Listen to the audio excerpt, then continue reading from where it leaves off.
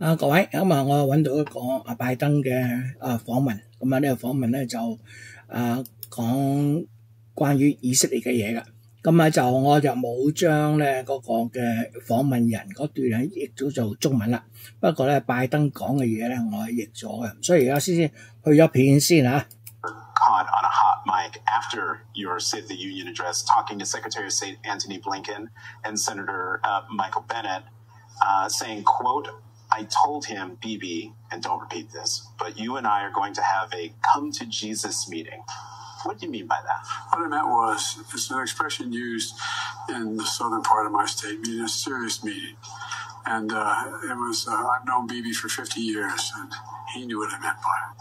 So what's the come to Jesus part? What tough love are you going to give to the Prime Minister? What's happening is he has a right to defend Israel, a right to continue to pursue Hamas, but he must pay more attention to the innocent lives being lost as a consequence of the actions taken. He's hurting, in my view, he's hurting Israel more than helping Israel by making the rest of the world, it's contrary to what Israel stands for. And I think it's a big mistake. So I want to see a ceasefire. And I'm starting with a major exchange of prisoners for a 6-week period. We're going into Ramadan. It should be nothing happening. And we should build off of that ceasefire. And look, I've spoken with the majority of the Arab leaders from Saudi Arabia to Egypt to Jordan. They're all prepared to fully recognize Israel and begin to rebuild the region. And that's the focus. What comes after Gaza? What's next? It's a tough decision, but there's a lot that can be done. On the ceasefire, it is Saturday.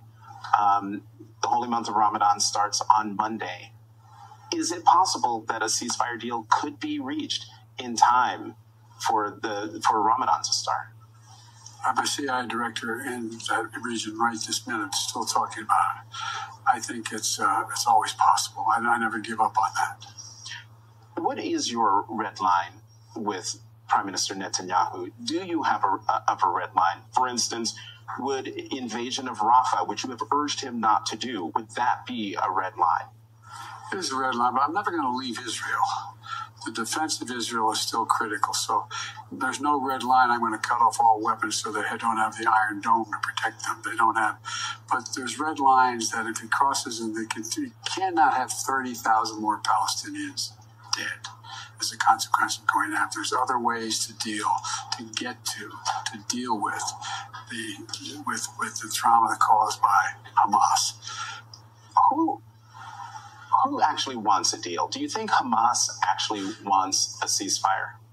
Well, I think Hamas would like a total ceasefire across the board because they would see they have a better chance to survive and maybe rebuild.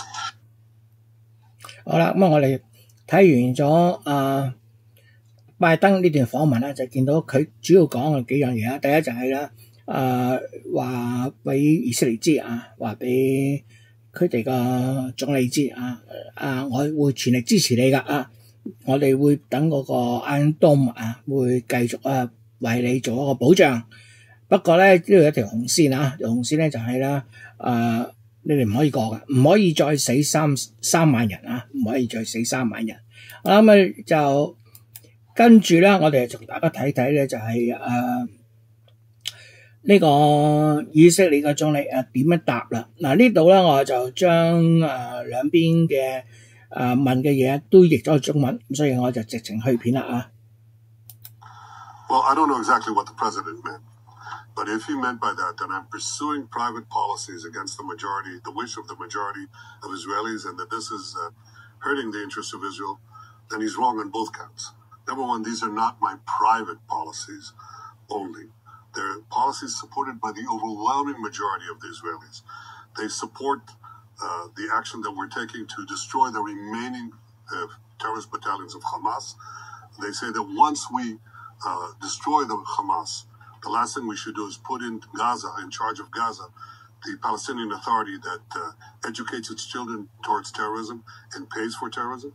And they also support my position that says that we should resoundingly reject the attempt to ram down our throats a Palestinian state. That is something that they agree on. And it's something that I think is also for the interest of Israel, because the majority of Israelis understand that if we don't do this, what we'll have is a repetition of the October 7th massacre, which is bad for Israel, bad for the Palestinians, bad for the future of peace in the Middle East. So the attempt to say that my policies are my private policies that are not supported by most Israelis is false. The vast majority are united as never before, and they understand what's good for Israel. 好啦，我哋見到咧就呢個以色列嘅總理咧就冇答到咧拜登要求嘅嘢啊，而咧佢係將佢咧就改變咗個答嘅方法，就話咧嗱你唔好當我而家呢個政策咧，我私人嘅政策啊，係得到咧以色列大部分人同意㗎利用咧就大部分人同意，唔係自己嘅政策，就完全咧就唔提啦。要停火完全唔提啦！